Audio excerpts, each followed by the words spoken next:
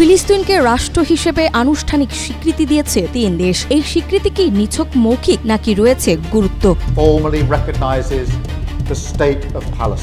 আদৌ কি স্বীকৃতিতে স্বাধীন রাষ্ট্র হিসেবে পথ চলা শুরু হবে ফিলিস্তিনের, নাকি পূর্বের তুলনায় আরো ধ্বংসের দিকে এগিয়ে যাবে? সমীকরণের লাভ ক্ষতির পারদ কোন দিকে যাবে সেটাই এখন সবচেয়ে গুরুত্বপূর্ণ।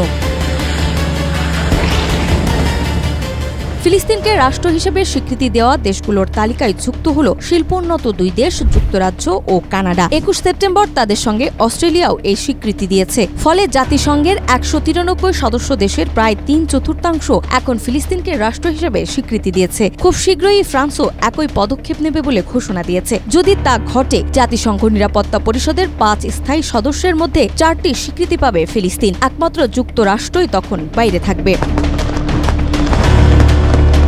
প্রশ্ন হলো, এই স্বীকৃতির গুরুত্ব আসলে কতটা? ফিলিস্তিনের আন্তর্জাতিকভাবে স্বীকৃত সীমানা রয়েছে, তবে রাজধানী কিংবা পূর্ণ নিয়ন্ত্রণাধীন কোনো সেনাবাহিনী নেই। তবুও অলিম্পিক সহ নানা ক্রীড়া আসরে অংশ নেয় তারা। জাতিসংঘে স্থায়ী পর্যবেক্ষণ সদস্য হিসেবেও রয়েছে। কিন্তু পশ্চিম তীর ও গাজায় ইসরায়েলি দখলদারি ও হামলার মুখে এই রাষ্ট্রের অস্তিত্ব আজও প্রশ্নবিদ্ধ।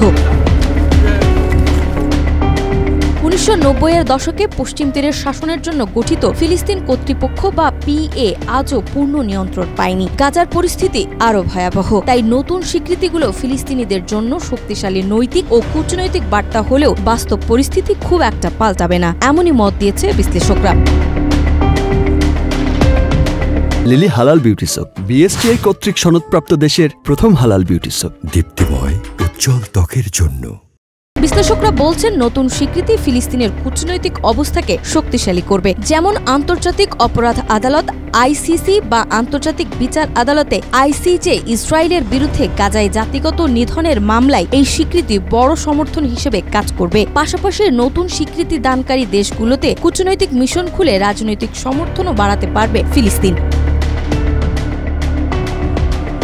তবে বাস্তবতা হলো, ইসরায়েলের হামলা ও দখলদারি অব্যাহত থাকলে শুধু স্বীকৃতির ভিত্তিতেই ফিলিস্তিনি রাষ্ট্র প্রতিষ্ঠা করা কঠিন হয়ে যাবে। অতএব যুক্তরাজ্য, কানাডা ও অস্ট্রেলিয়ার স্বীকৃতি ফিলিস্তিনিদের জন্য একটি বড় প্রতীকী অর্জন হলেও এর বাস্তব সুফল কতটা আসবে তা ভবিষ্যতের রাজনৈতিক বাস্তবতায় নির্ভর করছে।